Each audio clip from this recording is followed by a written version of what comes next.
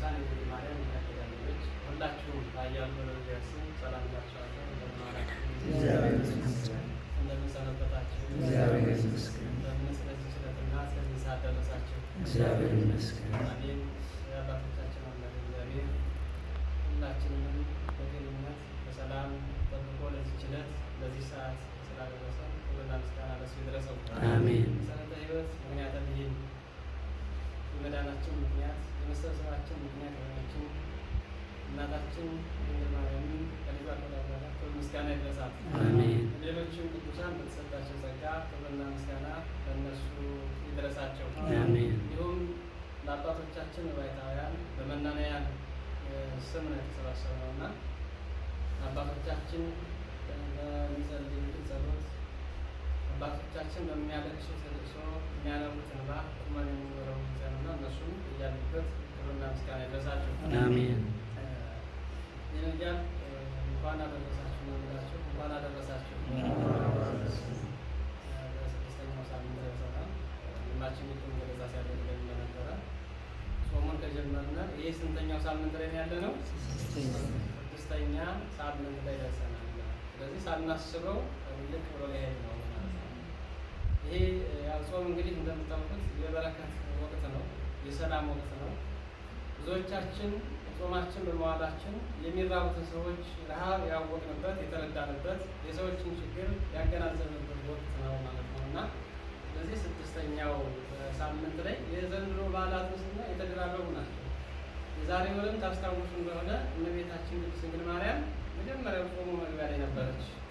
እናታችን ቅድስት ኪዳነ ምሕረት ጾሙ ላይ ማለት ነው። የዛሬ ሳምንትም እንዳያችሁት የተደራረበ በዓል ነው። ዛሬም ደግሞ እንዲሁ ነው። የዘንድሮ ከመስከረም ነው የጀመረው እና የበረከት ወቅት ነው ይላሉ አባቶቻችን። በዓላት ሲደራረቡ በዓላት እንግዲህ የመንግስተ ሰማያት ምሳሌዎች እንደመሆናቸው መጠን በበዓላት ጊዜ ደግሞ ቁጭ ብለን የምንማርባቸው ወንጌል የሚሰበክባቸው የእግዚአብሔር ቃል የምንሰማባቸው መልካም ስራ የምንሰራባቸው ዕለታት ናቸው ማለት ነው እና ለዚህ ዕለት ያደረሰን አምላካችን ስሙ የተመሰገነ ይሁን። አሜን። ይህን ያህል ስለዚህ ዕለት በቤተክርስቲያን ተምራችኋል። ዛሬ ብቻ አይደለም፣ እስከ ዛሬ ሳምንት ትማሩታላችሁ። ይህ ሳምንት ቅድም እንደሰማችሁት ገብርኄር፣ ገብረ ምዕመን ወይም ገብረ ሐካይ የሚባሉ ሶስት ሰዎች እንዳሉ በቤተ ክርስቲያንም የሰማችሁት ይህንን ነው። ዛሬ ዓመትም ሰምታችሁታል፣ ጠዋትም ሰምታችሁታል፣ አሁንም ትሰሙታላችሁ፣ ነገም ትሰሙታላችሁ፣ ከዚያ በኋላም ትሰሙታላችሁ እና ይሄ ሳምንት ገብርኄር የሚባል ሳምንት ነው፣ ስያሜ ያለው ነው በቤተ ክርስቲያናችን ስርዓት እና ገብርኄር ማለት ምንድን ነው ሲባል ቅድም እንደተናገራችሁ ታማኝ በጎ አገልጋይ ማለት ነው ብላችኋል እና እውነት ነው እና ስለ እሱ ነው የምንነጋገረው። እግዚአብሔር አምላክ ከብዙ በጥቂቱ እንዲያስተምረን እንዲመክረን መልካም ፈቃዱ ይሁንልን። በውስተ ፍስሓሁ ለእግዚእከ ወደ ጌታ ደስታ ግባ በሚል ርዕስ ነው የምንነጋገረው። እስኪ ሁላችሁም አብራችሁ ወደ ጌታ ደስታ ግባ። ይህን ቃል እንግዲህ የተናገረው በባለጸጋ የተመሰለ መድኃኔዓለም ኢየሱስ ክርስቶስ ነው። ቃሉንም የጻፈልን ሐዋርያው ቅዱስ ማቴዎስ ነው። ቅዱስ ማቴዎስ በራሱ በጻፈልን መጽሐፍ ቅዱስ ክፍል ምዕራፍ 25 ተራ ቁጥር 21 ላይ ተጽፎ የምናገኘው ቃል ነው። ከተራ ቁጥር 14 ጀምረን ስናነብ ሙሉ ታሪኩን እናገኘዋለን ማለት ነው እና ጌታችን አምላካችን መድኃኒታችን ኢየሱስ ክርስቶስ በምሳሌም እንበለ ምሳሌም አስተምሯል።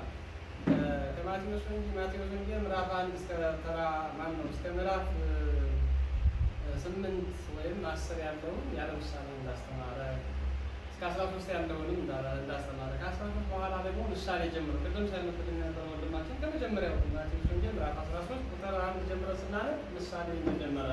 ከዚያ መካከል በምሳሌ ካስተማረው ትምህርት መካከል አንዱ ይሄ ነው ማለት ነው። ስለዚህ ወደ ዋና መነሻ ታሪካችን ስንመለስ ጌታችን አምላካችን መድኃኒታችን ኢየሱስ ክርስቶስ ለድኅነት ዓለም ሰውን ለማዳን ወደዚህ ዓለም መጥቶ የእኛን ስጋችን ተዋህዶ ሰው ሆኖ በምድር በሚመላለስበት ሰዓት ካስተማረው ትምህርት አንዱ ይሄ ነው እና እንዲህ ነው የሚለው ተራ ቁጥር 14 ላይ ወሰዋ አልወቴሁ ባለቤቱ መድኃኔዓለም ኢየሱስ ክርስቶስ አገልጋዮቹን ጠራቸው ይላል። አገልጋዮችን ጠራቸው ወሀቦሙ ይትገበሩ ወጥቶ ነገር ግን እነሱም ደግሞ ወጥተው ወርደው የሚያተርፉበትን ገንዘብም ሰጣቸው ይላል። እንግዲህ መንግስተ ሰማያት ሕገ ወንጌል ተስፋ ግን ኢየሱስ ክርስቶስ ወጥተው ወርደው ያገለግሉ ዘንድ ገንዘብ ያተርፉ ዘንድ ማን ነው ነጋዴ ብላቴኖችን የጠራ ነጋዴን ትመስላለች ይላል። ማን መንግስተ ሰማያት ወጥተው ወርደው እንዲያተርፉ ብላቴኖችን የጠራ ኢየሱስ ክርስቶስ ነጋዴን የምትመስል መንግስተ ሰማያት እንደሆነች በዚህ እየመሰለ ይነግረናል ማለት ነው። እና ጌታችን መድኃኒታችን ኢየሱስ ክርስቶስ 3 ሰዎችን ጠርቷል። ስንት ሰዎችን ጠርቷል? እነዚህ በተበዳሪነት ያ ባለጸጋው በአበዳሪነት በዚህ ዓለም ድሃና ሀብታም አብሮ ይኖራል እና 3ቱን ድሆች ጌታችን ኢየሱስ ክርስቶስ ጠራቸው። ከጠራቸው በኋላ ጌታችን ኢየሱስ ክርስቶስ ለ3ቱም ድሆች ደግሞ እንደየአቅማቸው እንደየመጠናቸው የሚያስፈልጋቸውን ነገር ሁሉ አድርጎላቸዋል ማለት ነው። ወለዘወሀቦ 5 መክሊተ 5 ብር ወይም 5 መክሊት የሰጠው አለ። ወለዘወሀቦ 2 መክሊተ 2 ብር ወይም 2 ሳንቲም የሰጠው አንድ ሰው አለ። ወለዘወሀቦ 1 መክሊተ 1 ብር የሰጠው ሰው አለ ይላል። ወወሀቦሙ በአምጣነ እንደየአቅማቸው እንደየመጠናቸው እግዚአብሔር አምላካችን በባለጸጋው ተመስሎ ለ3ቱም ሁሉ እንደየጸጋቸው ሰጥቷቸዋል ነው። መጀመሪያው ስንት ሰጠው? 5 ተሰጥቶታል ማለት ነው። ሁለተኛው ስንት ተሰጠው? 2 ተሰጥቶታል ማለት ነው። ሶስተኛውስ 1 ተሰጠው ማለት ነው። ስለዚህ 1 የተሰጠው ለምን 5 አልተሰጠኝም፣ ለምን 2 አልተሰጠኝም ማለት አይችልም። መጠኑን የሚያውቅ ማን ነው? አቅሙን የሚያውቅ ማን ነው?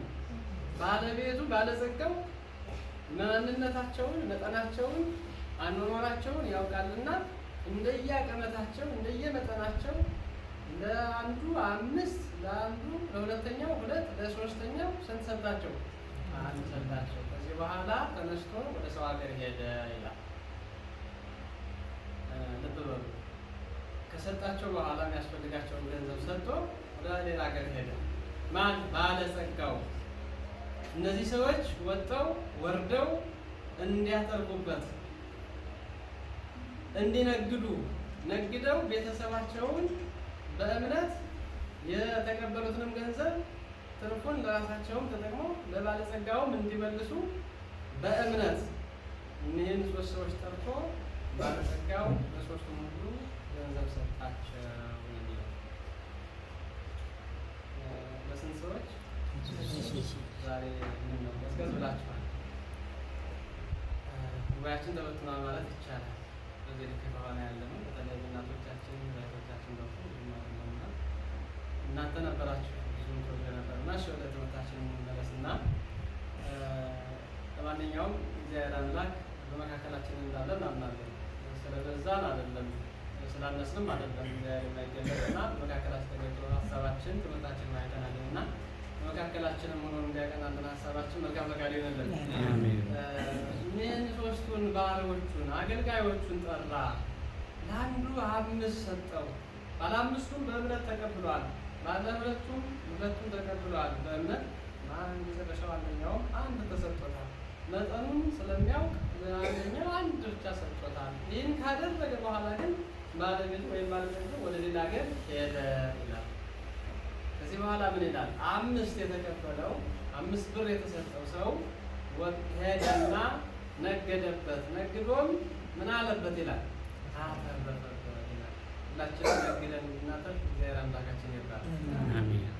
ምናልባት ንግድ ሲባል ዓለሙ ላይ ያለው ቁሳዊ ንግድ እንዳይመስላችሁ። የተሰጠን መክሊት አለ፣ የተሰጠን ጸጋ አለ። እያንዳንዳችን የኔ ጸጋ ሌላ ነው፣ የወንድሜ ጸጋ ሌላ ነው፣ የአባቴ ጸጋ ሌላ ነው፣ የእናቴ ጸጋ ሌላ ነው። የተሰጠን ጸጋ ግን እንድናውቀው ነው። ይህም ለምሳሌ ኢየሱስ ክርስቶስ ያስተማረ። ስለዚህ 5 ብር የተሰጠው ሰው ወጥቶ ወርዶ 5 ብር አትርፏል ማለት ነው እና ወምድረ ብዙ መዋዕል አተው እግዚኦሙ የተሰወ ታሰቦሙ ከጊዜ በኋላ ከጥቂት ቀን በኋላ ያ ባለጸጋ ገንዘቡን የሰጣቸውን ሰዎች ይቆጣጠራቸው ዘንድ ሰርተውበታል አልሰሩበትም፣ ወጥተው ወርደው አትርፈውበታል አላተረፉበትም ብሎ ለመቆጣጠር ወደ እነሱ መጣ ይላል። ወአኀዘ ይትካሰቦሙ ይቆጣጠራቸውን ዘንድ ጀመረ ይላል። እውነት ነው። አሁን ባለንበት በቁሳዊው ዓለም ብናየው ባንኮች ለሰዎች ካበደሩ በኋላ ይቆጣጠሯቸዋል። ስራ ላይ ውለውታል፣ ብሩን እየከፈሉ ነው፣ መክፈል ይችላሉ አይችሉም፣ ምን ደረጃ ላይ ናቸው የሚለውን ሁሉ ያያሉ። ስለዚህ እሱንም በኋላ የምንመጣበት ነው የሚሆነው። ባለ አምስቱ የተቀበለው ሰው በእምነት ነው የሰጠው። በእምነት የተቀበለውን ደግሞ ወጦ ወርዶ ከ5 ላይ 5 ጨምሮ 10 አደረገ። ጌታችን ማነው ባለጸጋው ሲቆጣጠራቸው ባለ አምስቱ ቀረበና አኮኑ ሐምሰ መካነ ወሀብከኒ፣ ጌታዬ ለእኔ የሰጠኸኝ 5 ብር አልነበረምን? የሰጠኸኝ መግት የሆነው 5 ነው። ወረባይኩ ካልአት 5 ካልአት ከ5 ላይ ሌላ እንደገና 5 እጥፍ አድርጌ ጨምሬ ይኸው 10 አድርጌ ይዤ መጥቻለሁ ማለት በእምነት። እዚህ ሁላችንም የተሰጠንን መክሊት እንዲህ እንድናራባው እንድናበዛው መልካም ፈቃድ ይሁንልን።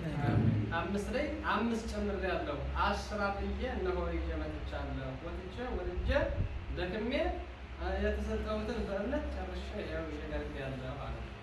ይህን ጊዜ ነው ጌታችን ኢየሱስ ክርስቶስ አውሳ ኢየሱስ ጌታችን ኢየሱስ ክርስቶስ መለሰ ምን አለ? ኦ ገብርኄር ወምእመን ዘበውሁድ ምእመነ ኮንከ ዲበ ብዙኅ እሰይመከ ውስተ ፍሥሓሁ ለእግዚእከ። አንተ በጎ ታማኝ አገልጋይ፣ አንተ በጎ ታማኝ ባሪያ፣ በጥቂቱ ታምነሃል፣ እነሆ በብዙ እኔ እሾምሃለሁ። ወደ ጌታህም ደስታ ምን በል ግባ። ይህ ስለ እምነት ነው። ዛሬው በት ስለ መምህራን ነው፣ ስለ ካህናት ነው። ካህናት መምህራን ናቸው። ልጆቻቸውን ጠብቀዋል። የተሰጣቸውን መክሊት አብዝተውታል። በተሰጣቸው ጸጋ ወጥተዋል፣ ወርደዋል፣ አገልግለዋል። ልጆቻቸውን መርተው መንግሥተ ሰማያት የሚያገቡበትን ወንጌል አስተምረዋል ከሚለው ጋር እና ይሄ ሰው ወጣ፣ ወረደ፣ ደከመ፣ አተረፈ፣ በእምነት በጌታው ዘንድ ተመሰገነ። በጌታው ዘንድ ምን ሆነ? ተመሰገነ። ባለጸጋው አንተ በጎ ታማኝ ባሪያ፣ በጎ አገልጋይ፣ ስለዚህ አንተ ወደ ጌታ ደስታ ሁልጊዜ ደስታ ወዳለበት፣ ሰላም ወዳለበት፣ ረፍ ወዳለበት ወደ ጌታ ደስታ ምን በል ግባ። ወደዚህ የምንገባ እግዚአብሔር አምላካችን ይርዳል። የሰራን እንገባ።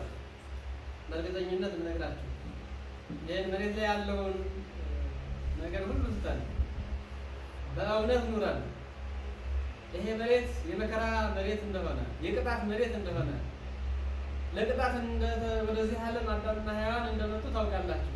ከገነት ወደዚህ የተወረወሩት በቅጣት ነው። እኛም ዛሬ አዳምና ሔዋን ልጆች ያለነው በቅጣት ነው። ይሄ ዓለም ያልፋል፣ የማያልፍ ዓለም የለም። እየኖርን ያለነውም ደግሞ በቅጣት መልኩ ነው ማለት ነው። ይሄ የመቀጫችን ጊዜ ነው። በዚህ ጊዜያችን ግና በታማኝነት በእምነት ለቤተሰብ፣ ለጎረቤት፣ ለወንድም፣ ለእህት፣ ለባለቤት፣ ለልጅ እዚያም ሲያልፍ መጀመሪያ ለእግዚአብሔር ታማኞች እንድንሆን እግዚአብሔር አምላካችን ይርዳል። ይህ ሰው ለጌታው ለባለጸጋው ታማኝ ነው። ለባለጸጋው ታማኝ ነው። ስለዚህ የተሰጠውን ወጥቶ አትርፏል እና እሱን ወደ እግዚአብሔር ግባ ተሸለ ብሎ ሽልማት አግኝቷል ማለት ነው። የሽልማት ባለቤት የሚሆን ማን ነው ካላችሁ የሰራ ሰው ነው። የወጣ የወረደ የደከመ በእውነት የኖረ ነው። የሰረቀ የቀማ ያጭበረበረ የዘሞተ በውሸት የኖረ አይደለም ሊሸለም የሚችለው። ነገር ግን በምድሩ የምናየው መሬት ላይ ያለው እውነታ ግን ሌባ ነው የሚሸለመው። ተሳስቼ ከሆነ አስተካክለኝ። በቤተ ክርስቲያንም የማየው ቤተ ክርስቲያን ላይም የሚደረገው እውነታ ምንድን ነው ካላችሁ እውነተኞች ተዳፍነው ሐሰተኞች ሲሸለሙ፣ ሐሰተኞች ሲሾሙ፣ ሐሰተኞች ትልቅ ቦታ ሲያገኙ ያቸዋለሁ እና ይህ ግን ያልፋል ነው። ሿሚዎችም ያልፋሉ፣ ተሿሚዎችም ያልፋሉ። እውነትና ሐሰትም ታልፋለች። እውነት ግን ብቅ ማለቱ አይቀርም ነው እና ይሄ ባለጸጋ ምን አለው? አንተ ታማኝ በጎ አገልጋይ በትንሹ በጥቂቱ ምን ብለሃል? ታምነሃል። እኔ እንድትታመን ይህንን ሰጥቼ ነበር በእምነት። አንተ ደግሞ የበለጠ ወጥተህ ወርደህ አገልግለኸኛል። ይኸው ይህን ይዘህ መጥተሃል። ነገር ግን ተሾም፣ ተሸለም። በጥቂቱ ስለታመን በብዙ ሹሜሃለሁ። ስለዚህ ወደ ጌታ ደስታ ግባ ብሎ አሰናበተው። ሁለተኛው ደግሞ ገብረ ምዕመን የሚባለው ታማኙ አገልጋይ ደግሞ መጣ። እሱም መጣና ጌታው ሲቆጣጠረው ምን አለ? እነሆ ጌታዬ ሆይ የሰጠኸኝ 2 መክሊት ነው፣ 2 ብር ነው።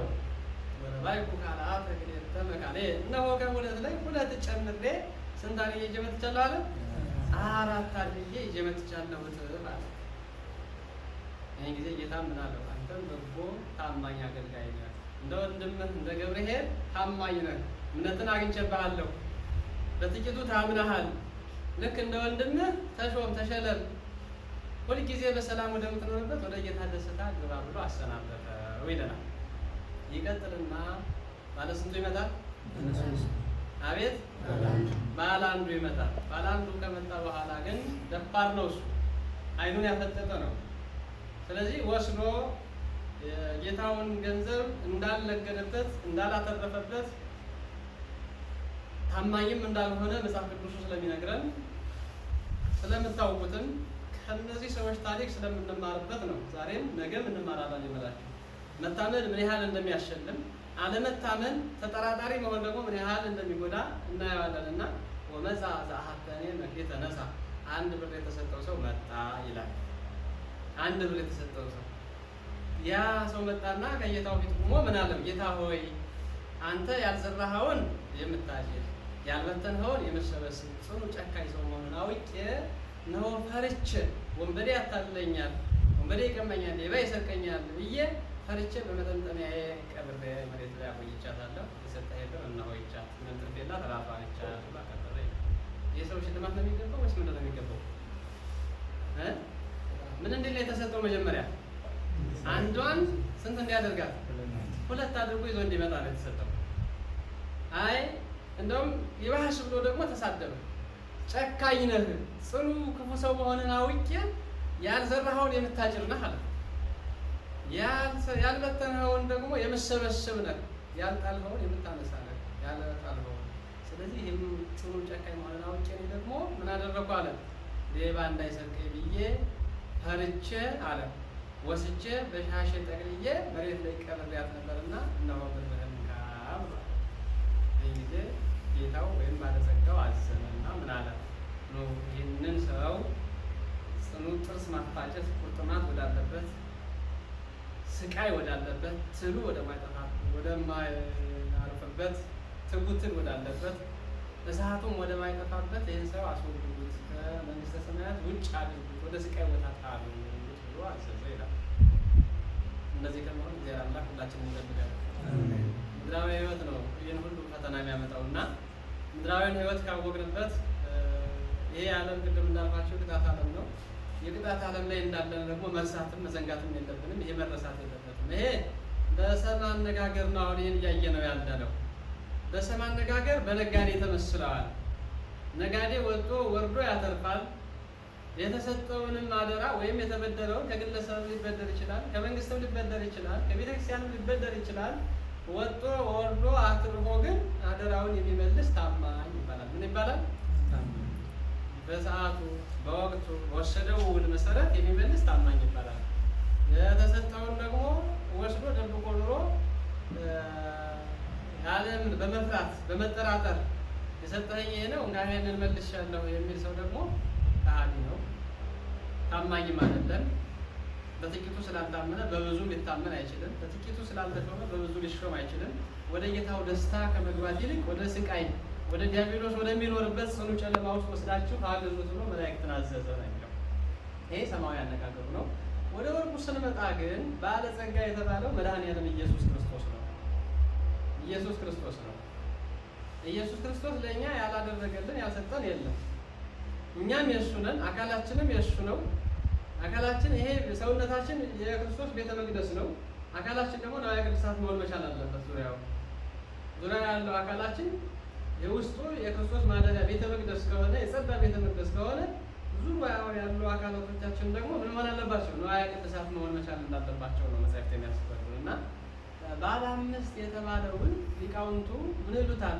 እጅግ የተማረ ፍጹም እውቀት ያገኘ በከንቱ ዘነሳይክሙ ሀቡ በከንቱ። በከንቱ ማለት ምን ማለት ነው? በከንቱ የተቀበላችሁትን በከንቱ ስጡ ይላል። ይሄ ምን ማለት ነው ስንል ሳትደክሙ ሳትወጡ ሳትወርዱ ይልቁን ደግሞ መምህሮቻችሁ ዋጋ ሳያስከፍሉ የተማራችሁትን ትምህርት እናንተም ደግሞ ሰዎች ዋጋ ሳታስከፍሉ አስተምሩ ማለት ነው። ሰማን። አሁን እንዲህ የለም። ዘማሪውም አበል ትከፍለኛለህ ነው፣ ሰባኪውም አበል ትከፍለኛለህ ነው። ከየትም ይምጣ ከየትም አዲስ አበባ ከመጣ በሰማይ በመሬት ተሽከርክሬ አልመጣም ይሉ ነበር። አሁንስ እንደውም ቁሞላቸዋል። አንዳንድያውም በእግር መምጣት በመኪና መምጣት ቁሟል።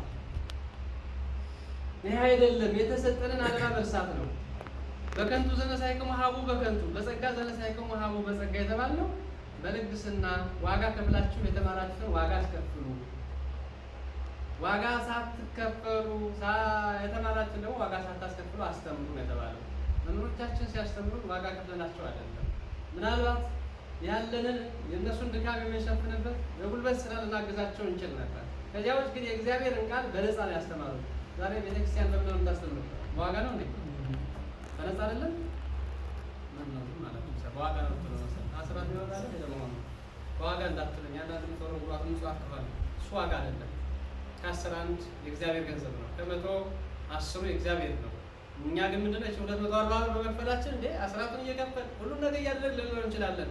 የለም እሱ አይደለም እውነታው፣ ሀቁ እሱ አይደለም። ወደ እውነታው ስንመጣ ግን ቤተክርስቲያን በነፃ እያገለገለችን ነው። እንደ አገልግሎቷ ቤተክርስቲያን የምታስከፍል ቢሆን እውነት ለመናገር አገልጋዮቿም ባለጸጎች ነው ሊሆኑ የሚችሉት የነበር። እኔ እያልኩ ያለው እውነተኞች ታማኝ አገልጋዮችን ነው። ታማኝ ያልሆኑ አገልጋዮች ሊኖሩ ይችላሉ። ክርስቶስም በነበረበት ሰዓት ይሁዳ ነበር ታማኝ አገልጋይ ያልሆነ፣ ታማኝ ደቀ መዝሙር ያልሆነ ተረታ ይሁዳ ዛሬም ሊሆን ይችላል። በእነሱ በትንሾች ግን ተስበን መውደቅ እንደሌለብን ነው እሱ እየነገርኳቸው ያለው እና ባለ 5 የተባለው እጅግ የተማረ ነው።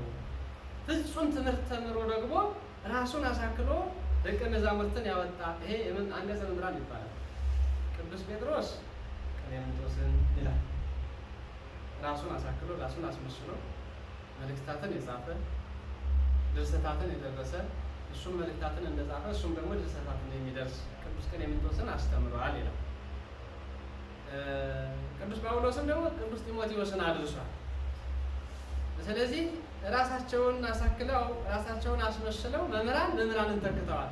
ዛሬም የቤተ ክርስቲያን መምህራን ወንበር ዘርግተው የሚያስተምሩ መምህራን ራሳቸውን እየተኩ ነው። ራሳቸውን ተክተው ቤተ ክርስቲያኒቱን እያስገለገሉ ነገ ደግሞ የእነሱ ልጆች ቤተ ክርስቲያኒቱን ይተካሉ። ይሄ ነው ባለ 5 ማለት ፍጹም ተምሮ ያስተማረ የሰማውን ከእግዚአብሔር የተበደረውን አበዳሪው ማን ነው አልኋችሁ? ቃል እግዚአብሔር ምንም የማይጎልበት ንጉሥ ዘይሰይምዎ የማይሾሙት ንጉሥ ባዕል ዘይልቅህቦ የማያበድሩት ባለጸጋ ኢየሱስ ክርስቶስ ነው። ቃለ እግዚአብሔሩን የሰሙት የተበደሩት ከማን ነው? ከባለቤቱ ከኢየሱስ ክርስቶስ ነው። እና ከኢየሱስ ክርስቶስ የሰሙትን የተማሩትን ደቀ መዛሙርቱ ደግሞ ወደ ሰው ጆሮ ወደ ምዕመናን ጆሮ እንዲያደርሱት ይሄ የተሰጣቸው ስልጣን ነው። እና በዚህ ልክ ያስተማሩ መምህራን በእነ ቅዱስ ጴጥሮስ የሚመሰሉ ናቸው ማለት ነው። ፍጹም ትምህርት ተምረው ያስተማሩ ሊሸለሙም የሚገባቸው ሊሾሙም የሚገባቸው ካህናት መምህራን ልጆቻቸውን ከመጥፎ ድርጊት ሁሉ ጠብቀው አስተምረው በቀናው መንገድ እንዲጓዙ በእውነተኛው መንገድ እንዲጓዙ ያደረጉ መምህራን አዎ በጥቂቱ ታምነዋል፣ በብዙ ደግሞ ይሾማሉ፣ የመንግስተ ሰማያት ባለቤት ናቸው። 1000 ማራኪ 1000 ማራኪ እያሉ እየደነፉ ነው የሚለው ትርጓሜው አይደል? እየደነፉ ልጆቻቸውን እያስከተሉ መስቀላቸውን ጨብጠው ያው እንደነበረ ሆነው ወደ ገነት እየመሩ ያስገባቸዋል።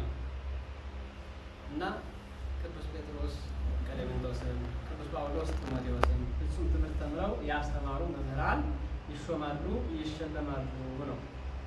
ሁለተኛው ደግሞ መካከለኛ እውቀት ያላቸው ናቸው። መካከለኛ እውቀት ያላቸው ጸጋ ልዩ ልዩ ነው። መንፈስ ቅዱስ አንድ ነው። ለሰው ልጆች ግን የተሰጠ ጸጋ ልዩ ልዩ ነው መተዳደሪያው እና መምህራንም እኩል ሁሉ መምህራን እኩል አይደሉም። ካህናትም ቢሆኑ እንደዚያው ነው። ነገር ግን ጥቂት ትምህርት ተምሮ ደግሞ የተማራትን ትምህርት ወደ ሰው ጆሮ ያደረሳት የተማረውን ያስተማረ ሰው ይሄን በተመሳሳይ የተሰጠውን ጸጋ አበርክቷል እና የመንግስተ ሰማያት ባለቤት እንደሚሆን ወደ ጌታው ደስታ እንደሚገባ ያየ ነው። ባለ 1 የተባለውን ግን አይታችሁታል። ተምሮ ያላስተማረ፣ ተበድሮ ብድሩን ያልመለሰ በመሬት እዚህ ዓለም ላይ ተበድሮ ብድሩን ካልመለሰ ምን ይሆናል? ታሰራል አይደል? ይቀጣል። በጌታም ዘንድ ይህ ሰው ይቀጣል። የእሱ ስራት የት ነው? ወደ ሲኦል ነው የሚወረወረው ማለት ነው። ስለዚህ ይሄንን ደግሞ ሊቃውንቱ ሲያመሰጥሩ ባለ አምስት የተባሉ መጻሕፍተ ሙሴ ናቸው ወይም ሙሴ ነው። ባለ ሁለት የተባለ ደግሞ ማን ነው ይላሉ? ቅዱስ ጴጥሮስ ነው። ባለ አምስት የተባሉ አምስቱ መጻሕፍተ ሙሴ ናቸው።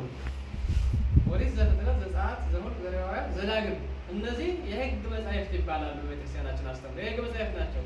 ስነ ፍጥረትን የሚናገራሉ። አድርግ አታድርግም ብለው ሰውን ሕይወት ይመራሉ ማለት ነው። እና የሕግ መጻሕፍት ከሚባሉት የቤተክርስቲያናችን መጻሕፍት እኒህ አምስቱ መጻሕፍተ ሙሴ ናቸው። አምስት ገንዘቦች የተባሉ አምስቱ መጻሕፍተ ሙሴ ናቸው። አምስቱ መጻሕፍተ ሙሴ የሰው ልጅ ሁሉ መማር እንዳለበት እንዲህ ግን ስለተባለ ባለ ሁለት ጴጥሮስ ነው ስለተባለ ባለ ሁለት የተባሉ ቅዱስ ጴጥሮስ ብሉያቱንም ሐዲሳቱንም ተምሯልና ቅዱስ ጴጥሮስ ይበልጣል። ባለ ሁለት የተባለው ይበልጣል። ለምን? ብሉያትና ሐዲሳቱን ተምሯልና አይደል? በብሉይ ኪዳንም የብሉይ ኪዳን አገልጋይ ነበር። ብሉይ ኪዳንም ተምሯል። በአዲስ ኪዳን ከብዙ ስልቆች ነው ተምሯል። ባለ አንድ የተባለ ደግሞ ማን ነው ካላችሁ ይሁዳ ነው። ማን ነው አላችሁ? ይሁዳ ተበድሮ ብድሩን ያልመለሰ ቅዱስን ቁጭ ብሎ ተምሮ ክርስቶስን አሳልፎ የሸጠ ማን ነው? ይሁዳ ነው ብለው ሊቃውንት ያትታል። ይሄ ብቻ አይደለም። ባለ አምስት የተባለውን ሊቀ ጳጳስ ወይም ፓትርያርክ ብለው የተረጎሙታል ሊቃውንት። ፓትርያርክ የፓትርያርኩ ስራ ምንድን ነው ካላችሁ አምስት አይነት ስራዎች አሉት። አምስት አይነት ማዕረጎች አሉት። ጳጳስን በአንብሮተ እጁን አሳርፎ የመሾም፣ ካህኑን የመሾም፣ ዲያቆኑን የመሾም ስልጣን አለው። ማጥመቅ፣ ማቁረብ አምስት የተባሉ እኒህ ናቸው ይላል። ባለ ሁለት የተባለ ካህን ነው። ካህኑ ደግሞ ማቁረብና ማጥመቅ ብቻ ነው ስልጣኑ፣ ሰውም መሾም አይችልም ነው። ባለ አንድ የተባለ ዲያቆን ነው። የዲያቆን ስራው ምንድን ነው ከተባላችሁ መላላክ ነው። ካህኑንና ምዕመኑን ማገልገል ነው። ምናልባችሁ ዛሬ ከባድ ነው። ያው ተተኪም የለም። ከተማ ላይ ትንሽ ሳንቲም ስላለች ዲያቆኑ ምንም ይመለከታል። ወደ ገጠር ሲወጡ አባቶቻችን ካህናት የዲያቆኑን ሙያ ይዘው እያገለገሉ ያለ ቅስናው እያላቸው ወርደው እያገለገሉ ያለ ካህናት ናቸው። ይሄ የሆነ ያለው በማን ነው ካላችሁ ግን ያው ቤተክርስቲያኒቱ መልካም አስተዳደር ባለመኖሩ ምዕመናንም ወደ ከተማ፣ ካህናትም ወደ ከተማ፣ ሁሉም ወደ ከተማ፣ ወቡ ምኑም ሁሉም ሳይቀር ከተማ ላይ ነው አሁን ያለው። ሁሉም እየጎረፈ ያለው ወደ ከተማ ነው። እርግጥ አባቶቻችን ነቢያ የተናገሩት ይፈጸም ዘንድ ስምንተኛው እሺ መንደር ሁሉ ሰው ሁሉ ወደ መስመር እየመጣ ይከተማል፣ ሁሉም ከተማ ይሆናል ተብሎ ነበር። ይሄ ከተማ ደግሞ እንደምታውቁት የኃጢአት ምንጭ ሳሰት አትሉ። ምንጩ የት ነው ካላችሁ፣ ኃጢአት የሚመነጭ የት ነው ካላችሁ ከተማ ነው። ለምን ካላችሁ ምቾቱ አለ፣ መብላት መጠጣት አለ። የመብላት የመጠጣት ፈቃድ ደግሞ ምንድነው? ወደ የት ነው የሚገፋ? ወደ ኃጢአት ነው ማለት ነው። እና እኒህን ሰዎች ስናይ በእምነት ምክንያት አንተ ወደ ጌታ ደስታ ግባ፣ በጎ ታማኝ አገልጋይ ነህ፣ በትንሹ በጥቂቱ ታምነሃል፣ በብዙ ትሾማለህ፣ ሾመሃለሁ፣ ወደ ጌታ ደስታ ደግሞ ምን በል ያለ ግባ። ስለዚህ እግዚአብሔር ልጆች በተሰጠን ጸጋ በትንሹ እንድንታመን እግዚአብሔር አምላካችን ይርዳል። እምነት ከኛ ይጀምራል፣ ከቤት ይጀምራል። ለቤተሰብ መታመን፣ ሚስት በባሏ መታመን፣ ባል በሚስቱ መታመን። ዛሬ በባልና ሚስት መካከል መተማመን የለም። ልጆች በእናት አባቶቻቸው አይታመኑም፣ አባት እናትም ደግሞ በልጆቻቸው አይታመኑም። ስለዚህ በጥቂቱ መታመን የሚጀምረው ከቤት ነው። መታመን የት ይጀምራል? ለቤተሰብ ያልታመነ ሰው እንዴት ነው ለሰማይና ምድር ጌታ ሊታመን የሚችለው? እንዴት ነው ለቅዱሳን ሊታመን የሚችለው? ለአካሉ ለባለቤቱ የማይታመን ለባለቤቷ ለአካሏ የማትታመን ሴት እንዴት ነው ለቅዱሳን እንዴት ነው ስለ እግዚአብሔር ልትመች ወይስ ደግሞ ልትታመን የምትችለው? ስለዚህ መታመናችን ከቤተሰብ ይጀምራል። ከዚያ ሲቀጥል ወደ ጎረቤት ይቀጥላል። እዛ በማንኛውም ሰው ዘንድ ልንታመን ይገባናል። የተሰጠን ጸጋ አለ። ጸጋችን ምንድን ነው? ታምነን እንድንኖር ነው። ስለዚህ በመታመናችን ደግሞ እንሾማለን፣ እንሸለማለን፣ ዋጋ እናገኝበታለን። የመጨረሻ ግባችን መንግስተ ሰማያት መግባት ነው። መንግስተ ሰማያትን ደግሞ ልንወርስ የምንችለው በዚህ ምድር ሳለን በታመንነው እምነት ነው። በጥቂቱ የታመነ ሰው በትንሹ የታመነ ሰው በትልቁ ይሾማል። በትንሹ ምንድን ነው አባቶቻችን አባባል መባል አለ እንዴ? ህፃናት ሲያጠፉ ዝም ብለው ያየ በልጅነታቸው ያልገባች እናት በኋላ ላይ ላስተካክል ብትል እንደማይመለሱ ለምን የኖሩት በስርቆ ዓለም ነው፣ በእምነት ደረጃ አይደለም። አይዞ ልጄ ብላ ስታበረታታ የነበረች እናት የመጣላትን ከውጭ እያገኘች አብራ ስትሳተፍ የኖረች እናት በኋላ ግን ያው ታያለች፣ መጨረሻውን ታያለች። የልጇን ውንብድና፣ የልጇን ሌብነት፣ የልጇን አለመታመን ወይም ሲሞት ወይም ሲታሰር ያን ጊዜ አብራ ታለቅሳለች። ስለዚህ መታመን በልጅነት ይጀምራል። ህፃናት በእምነት እንዲያድጉ የሚያስመታምን ይሁን። እኛ ከታመንን ህፃናት እኛ ያያሉ። እኛ ታማኞች ከሆነ ልጆቻችንም ታማኞች ነው የሚሆኑ። እኛ እግዚአብሔርን የምንፈራ፣ እኛ እግዚአብሔርን የምናመልክ፣ እኛ ለእግዚአብሔር የምንገዛ ከሆነ ልጆቻችን ምን ይሆናሉ? ለእኛ ይታዘዛሉ፣ ለፈጣሪ የሚገዛሉ ነው። ለፈጣሪ የሚገዛሉ። ስለዚህ ሁላችንም በእውነት ከቤተሰባችን ጀምረን ከማንኛውም ሰው ለሆነ ሁሉ እንድንታመን፣ በተሰጠን ስራ ላይ ሁሉ ታማኞች እንድንሆን እግዚአብሔር አምላካችን ሁላችንም ይርዳል። ስለዚህ የታመነ ነው የታመነ ነው ሊሸለም የሚችለው።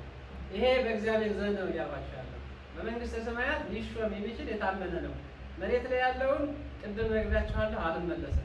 ታማኝ ነው የሚሾሙ ወይስ ማን ነው የሚሾሙ? ሁላችሁም የምታውቁት ሀቅ ነው የሚታወቅ ሀቅ ስለሆነ ነው። ይሄ ደግሞ የመጨረሻው ግብ አይደለም። ስለዚህ ስለታመኑ፣ ስለዚህ ስለተሾሙ፣ ስለዚህ ትልቅ ስለሆኑ፣ አንቱ ስለተባሉ ነገ ደግሞ በዚህ ረግጠው ሄደው እዚያ ላይ ይገኛሉ ተብሎ አይታሰብም። ያ የፈጣሪ ስራ ነው። የላይኛው ስራ የሚሰራው ፈጣሪ ነው።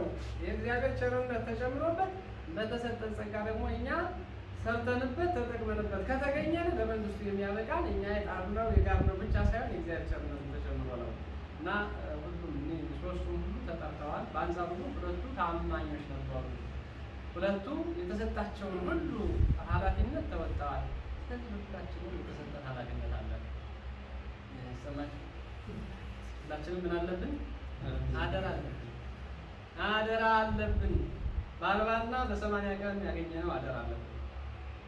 የሥላሴ ልጅነት ያገኘነው በ40 እና በ80 ቀን ነው። እናቶቻችን በ80 ቀን፣ አባቶቻችን ወንድሞቻችን ደግሞ በ40 ቀን አግኝተናል። ይሄ የተሰጠን ልጅነት የእግዚአብሔር ልጆች ተብለን የተጠራንበት እንድንታመንበት እንድንኖርበት ክርስትና ለማስመሰል ሳይሆን በመሆን እንድንገኝ ነው እና ጌታችን ኢየሱስ ክርስቶስ እነዚህ ሶስት ሰዎች ገንዘብ ሰጣቸው ሳይሆን ወደ ሌላ ሀገር ሄደ። ስሩበት፣ ወጣችሁ ወርዳችሁ አትረፉበት ብላቸው ሰጥተዋቸው ከሄደ በኋላ ግን ሁለቱ በመታመን አትርፈዋል። ወርደው ደግሞ ሰርተዋል። ጌታቸው ሲመጣም አላፈሩ። የት ላይ ነው የሰራችሁት ስራ ሲውጤታችሁ ብሎ በጠየቃቸው ጊዜ በተቆጣጠራቸው ጊዜ አላፈሩም። ደስ እያላቸው መምህር ወይ ጌታ ሆይ የሰጠህን ይሄን አልነበረ ምን እያሉ? አዎ እውነት ነው የሰጠኋችሁ ይሄ ነው እያሉ ቃለ ምልልስ እያደረጉ አዎ እናንተ ታማኝ ናችሁ፣ በትንሹ እኔ ፈተኛችሁ፣ እናንተም ደግሞ ተፈትናችሁ አልፋችኋል፣ ታምናችኋል፣ በእምነታችሁ ጸንታችኋል፣ በጥቂቱ ስለታመናችሁ ተሾሙ፣ ተሸለሙ፣ ወደ ዘላለም መንግስት፣ ወደ ዘላለም ረፍት ወዳለበት ወደ ጌታ ደስታ ብሎ አሰናበታቸው ሁለቱም። ሶስተኛው ግን አይታችሁታል። አንተ ስም ጨካኝ፣ እኔ ሕግ ሳልሰራ በሕገ ልቡና ተመራምራችሁ ወቁ ብያለሁ ወይ? ሕግን ሰርቼ አእምሮን ሰጥቼ መምህራንን በመካከላችሁ እንዲመላለሱ አድርጌ ካህናትን አስነስቼ ነው እንጂ እኔ ያልዘራሁትን የማጭድ እኔ ነው ወይ? የዘራሁትን በካህናት ላይ ያሳደርኩትን ቃለ እግዚአብሔር ነው የምፈልገው። ስለዚህ ካህናት ያስተማሯችሁን ያልሰማችሁ፣ መምህራን የሰበኳላችሁን ያልተረዳችሁ፣ በዚያም ጸንታችሁ ያልኖራችሁ አንተ ክፉ ጨካኝ።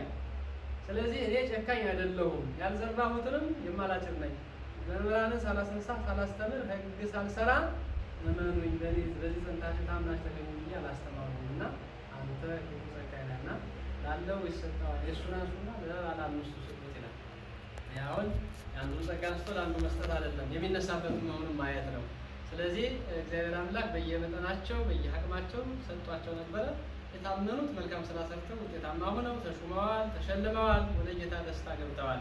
ያልታመነውን ግን አይታችሁታል። ባላንድ የተሰጠው ያችን ብቻ ይዞ መናፍቃን ተከራክረው ቢያስቱኝ፣ ሰይፍ ጎመድ ይዘው ቢመጡብኝ፣ ሃይማኖቴን ይኸው በልቤ ጠብቄ መያዝ አለብኝ በሆዴ ውስጥ ነው ብሎ ወደ ሰው ጆሮ ሳያደርሰው ቀርቷል።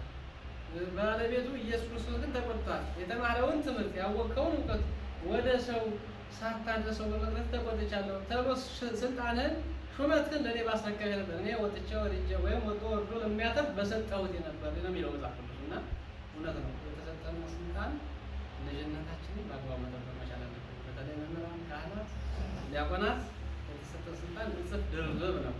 እንደው አቡነ ቄርሎስ ናቸው እና የተናገሩት አንድ ነገር አለ። ከምዕመናን የታደሉ ናቸው። በራሳቸው ብቻ ነው የሚጠየቁ። በራሳቸው ነው ወደ ገነትም ገቡ ወደ ሲኦልም ወረዱ፣ በራሳቸው ነው። ካህናት ግን ዕዳ አለባቸው ብለዋል። የመጽሐፍ ላይ ሳነብ እንደዚያ ብለው ጽፎ አይቻለሁ። እና ዕዳ አለባቸው። ለምን? ለሚመኑ ሁሉ ተጠያቂ ናቸው።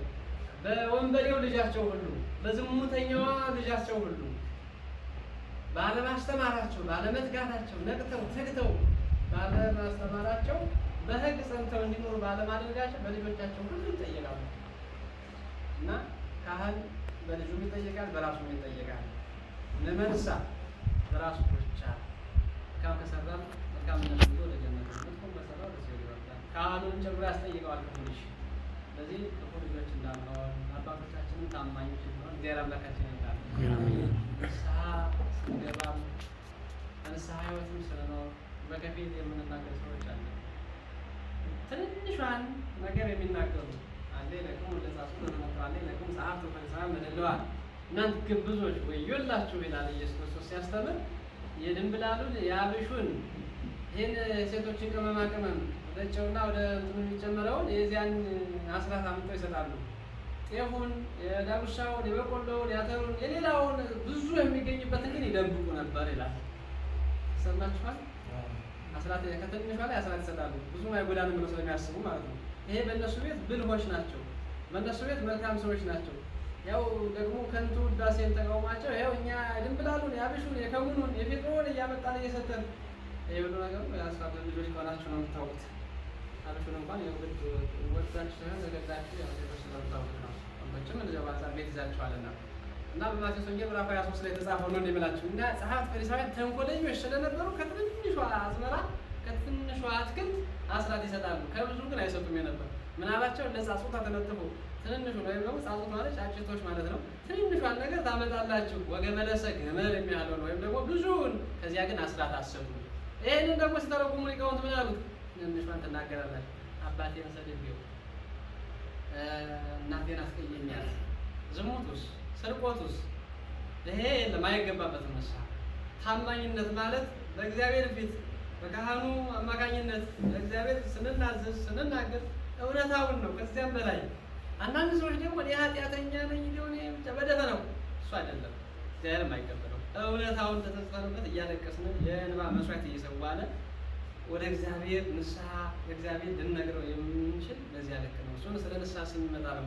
እንዳጠቃላይ የዛሬው ርዕስ ወደ አራቱም አቅጣጫ ስለሚወስደን ነው። ሊያሰፋም ሰፍቶም ስለታየ ነው እና እንዳጠቃላይ እምነታችን ታማኝነታችን እግዚአብሔር አምላክ ንስሐን ያህል መድኃኒት ሰጥቶናል። በንስሐ መታመን መቻል አለብን። ሰዎች እናጠፋለን። ካጠፋን በኋላ ደግሞ ቶሎ ፈጥነን ማልቀስ አለብን። እንደ ቅዱስ ጴጥሮስ በዚያው ሰዓት ነው በዚያው ቅጽበት ነው ያለቀሰ መራራ የሆነ እንባን ያነባ። እንባውን ደግሞ እግዚአብሔር አምላክ ወዲያው ጠርጎለታል። ክደኸኛል፣ 3 ጊዜ ዶሮ ሳይጮህ ትክደኛለህ እንዳለው ክደኸኛል፣ አላውቀውም ብለኸኛል አላለም። መመለሱን ብቻ እግዚአብሔር ስለሚወድ ንስሐውን ተቀብሎለታል እና ቅዱስ ጴጥሮስ ታምኗል። እና የመጀመሪያው እንግዲህ መታመናችን እኛ ለካህናት ነው። ለካህናት መታመን ለእግዚአብሔር መታመን ነው። ለሰዎች መታመን ለእግዚአብሔር መታመን ነው። እውነቱን እውነት ሐሰቱን ሐሰት ካልን እኛ ታማኝ ባሪያዎች ነን፣ መልካም አገልጋዮች ነን። የሁለቱን ሰዎች አገልጋዮች ጠባይ ስናይ ምንድን ነው? መልካም አገልጋይ፣ በጎ ባሪያ እየተባሉ ነው የተሾሙት። በጎ ባሪያ የቆመውን ቁረጥ የተኛውን ፍለጥ ቢሉት ያደርጋል ነው ያለ። የተኛውን የተጋደመውን ይፈልጣል፣ የቆመውን ይቆርጣል። እኔም እንጂ እኮ እንደ አቅሜ የቆመውን ፍለጥ ብለው አለ መኮንን አመፃ የሚባለው ጌታ ልጅን አድንልኝ ሲለው ቆይ እመጣለሁ ወደ ቤት ሲለው ወደ እኔ ቤት በታች ጠፈር በታች ከቤቴ ጠፈር በታች ልትገባ አይገባም፣ እኔም እንጂ እኮ እንደ አቅሜ ነው ያለ። እኔም እንጂ እኮ እንደ አቅሜ ከቤታችን ያሉትን ሰራዊቶች አዝዛለሁ። የቆመውን ቁረጥ ብለው ይቆርጣል አለ። የተኛውንም የተጋደመውን ፍለጥ ብለው ይፈልጣል። አንተም ከሱ ሆነ ቃል ብቻ ተናገር ነው። በቃል ብቻ መናገር ትችላለህ አለ። እኔ እንኳን እንደ አቅሜ ባለስልጣን ነኝ አለ። ስለዚህ ሁላችንም ባለስልጣኖች ነን፣ አባቶች፣ እናቶች፣ ስልጣኑ ተሰጥቶናል። ስልጣኑ ግን እምነት እንዲኖረን በእምነት ነው ሁሉ ነገር የሚሆነው እና ስለዚህ ሁላችንም ታምነን እንደ ሁለቱ ሰዎች በጎ አገልጋዮች፣ በጎ ባሪያዎች፣ ታማኞች በገንዘባችን በሰውነታችንም መታመን መቻል አለብን። ሰውነታችን የኛ አይደለም አይደል እንዴ? የማን ነው የሰውነታችን? ኃጢአት የምንሰራበት ሰውነታችን የኛ ነው እንዴ? ስለዚህ በሰውነታችን መታመን መቻል አለብን። በአካላችን መታመን መቻል አለብን። በቃላችን መታመን መቻል አለብን። በሕይወታችን መታመን መቻል አለብን። የታመኑትን አይተናልና በጎ አገልጋዮች፣ መልካም ባሪያዎች ተብለው ወደ ጌታቸው ደስታ ገብተዋል። ክፉን ያልታመነውን ግን አይታችኋል፣ ወደ ጽኑ ስቃይ በተመልካችሁ ወጥም የተባለና ስለዚህ ሁላችንም በጎ አገልጋዮች ሁነን ታማኞች ሁነን እውነተኞች ሁነን በእውነት ጸንተን ኑረን መንግስቱን እንድንወርስ የመንግስቱን ባለቤቶች እንዲያደርገን መልካም ፈቃድ ይሁንልን። እውነት ለመናገር አባቶቻችን በሚጾሙት ጾም፣ አባቶቻችን በሚጸልዩት ጸሎት፣ በአባቶቻችን መታመን ነው ብቻ ገጽታ የምትኖረው። እንደ አሁን ያለንበት ሰዓት እንደምታዩት በእኛ ጸሎት አይደለም፣ ምናልባት ስላስቀደስን አይደለም፣ መባ ስለሰጠን አይደለም፣ አትስጡ እያልሁ አይደለም፣ መባ አትስጡ እያልሁ አይደለም። የሰው ልጅ ባዶ እጁን እግሩን አንጠልጥሎ ወደ ቤተ መቅደስ አይሄድም። ጧፉን፣ ዘቢቡን፣ አስፈላጊውን ነገር ሁሉ ይዞ እንዲሄድ መጻሕፍት ያዝዛሉ።